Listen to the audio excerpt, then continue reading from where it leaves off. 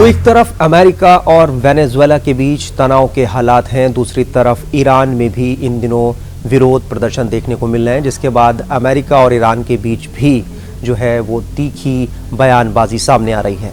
Iran में पिछले करीब 10 दिन से जारी विरोध प्रदर्शनों के बीच supreme leader Ayatollah Sayyid Ali Khamenei ने कहा है कि प्रदर्शनकारियों और दंगाइयों में फर्क है और दंगाइयों को उनकी जगह दिखानी होगी। खामेनेई का ये बयान ऐसे वक्त में आया है जब ईरान में हिंसक झड़पों में कम से कम 10 लोगों की मौत हो चुकी है और हालात लगातार बिगड़ रहे हैं।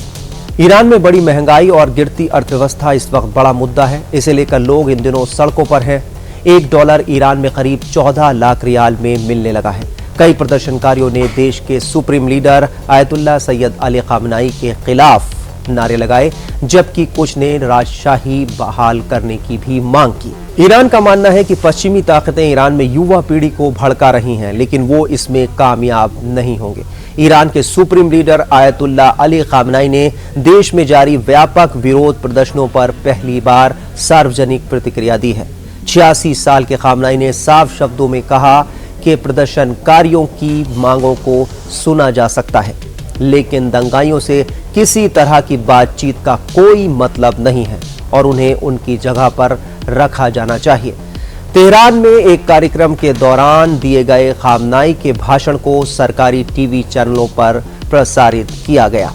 उन्होंने कहा कि हम प्रदर्शनकारियों से बात करते हैं, अधिकारियों को भी उनसे बात करनी चाहिए, लेकिन दंगाइयों से बात करने का कोई फायदा नहीं है। दंगाइयों को उनकी जगह दिखानी होगी। ईरान में विरोध प्रदर्शन मुख्य रूप से देश की खराब आर्थिक स्थिति, मुद्रा रियाल के तेजी से गिरते मूल्य और बढ़ती महंगाई के खिलाफ शुरू हुए। हालांकि धीरे धीरे इनमें सरकार विरोधी नारे भी सुनाई देने लगे। ईरान के कई शहरों और कस्बों में विरोध प्रदर्शन हो रहे हैं। खामेनेई ने एक बार फिर ये दावा दोहराया कि मौजूदा प्रदर्शनों के पीछे विदेशी ताकतों का हाथ है। उन्होंने बिना किसी सबूत के कहा कि अमेरिका और इजराइल जैसे देश इन आंदोलनों को हवा दे रहे हैं। खामेनेई ने कहा कि दुश्मन की ओर से उकसाए गए या पैसे देकर खड़े किए गए कुछ लोग व्यापारियों और दुकानदारों के बीच घुसकर इस्लाम, ईरान और इस्लामिक रिपब्लिक के खिलाफ नारे लगवा रहे हैं। यही सबसे गंभीर मामला है।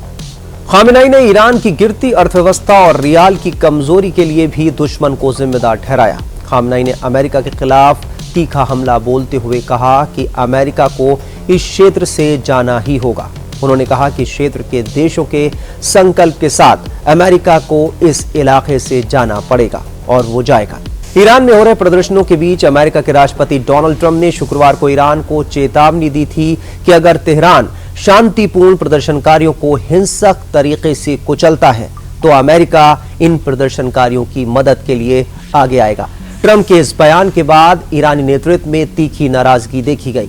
ईरान के संयुक्त राष्ट्र में राजदूत अमीर सईद इरावानी ने संयुक्त राष्ट्र महासचिव और सुरक्षा परिषद के अध्यक्ष को पत्र लिखकर ट्रंप की धमकियों को गैर कानूनी बताते हुए उनकी निंदा करने की मांग की है। वहीं सुप्रीम नेशनल सिक्योरिटी काउंसिल के सचिव अली लारिजानी ने कहा है कि अमेरिका का हस्तक्षेप पूरे क्षेत्र में अराजकता फैलाने और अमेरिकी हितों को नुकसान पहुंचाने के बराबर होगा। बता दें कि ईरान में मौजूदा प्रदर्शन 2022 के बाद सबसे बड़े पैमाने पर ये प्रदर्शन हो रहे हैं। उस वक्त 22 वर्षीय महसा अमीनी की पुलिस हिरासत में मौत के बाद पूरे देश में जबरदस्त आंदोलन हुआ था।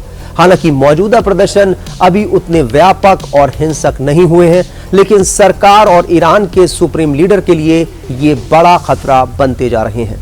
महसा अमीनी को कथित तौर पर हिजाब सही तरीके से ना पहनने के आरोप में हिरासत में लिया गया था, जिसके बाद उनकी हिरासत में मौत हो गई थी। उस घटना ने ईरान में बड़े पैमाने पर जन आक्रोश को जन्म दिया था। बता दें कि अमेरिका ने ईरान पर कई तरह के प्रतिबंध लगा रखे हैं। ईरान की गिरती अर्थव्यवस्था की सबसे बड़ी वजह वो आयात पर ज्यादा निर्भर है, जबकि निर्यात के मामले में पीछे है। कच्चा तेल निर्यात और कारपेट उद्योग में वो हमेशा से आगे रहा है। भारत, चीन और तुर्की समेत कई देश ईरान से जो है कच्चा तेल खरीदते हैं, जिस पर उसकी अर्थव्यवस्था टिकी हुई है। इसके अलावा हर साल दुनिया भर से लाखों शिया मुसलमान ईरान यानी धार्मिक यात्रा पर भी जाते हैं। ये भी उसकी कमाई का मुख्य जरिया है। लेकिन ईरान पर लगे तरह तरह के अंतर्राष्ट्रीय प्रतिबंधों से वहां की अर्थव्यवस्था, आम लोगों का जीवन और स्वास्थ्य सेवाएं बुरी तरह से प्रभावित हुई हैं, जिससे महंगाई, भोजन और दवाओं की कमी, बेरोजगारी हद से ज्यादा बढ़ चुकी है। ऐसे में मौजूदा संकट से ईरान की हुकूमत कैसे निपटेगी, ये उसके लिए बड़ा चैलेंज है। तो देश दुनिया की तमाम खबरों के लिए आप बने रहिए टाइम्स ऑफ भारत के डिजिटल प्लेटफॉर्म के साथ। खबरों की रणभूमि में यहां शोर नहीं, सोच लड़ती है। जहां शब्द नहीं, फैक्ट्स वार करते हैं और हर सवाल खोलता है सच की नई परत।